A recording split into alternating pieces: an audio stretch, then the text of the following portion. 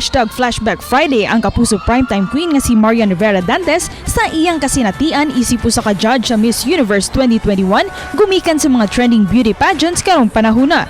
Malipayon siyang miasoy siyang kasinatian diin iyang gihulagway ang bana nga si kapuso primetime king nga si Dingdong Dantes nga very supportive husband.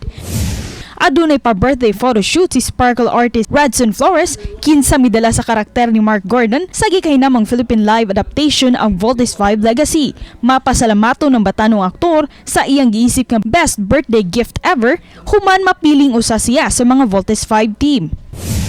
Samtang sa nagkanindot ng mga eksena sa Voltes 5 Legacy, nakita na ni Prince Sardos ang Planet Earth ug iya kining giatake. Gumika niini, nangandam na ang mga naglangkob sa Voltes 5 arong gubato ng kaaway.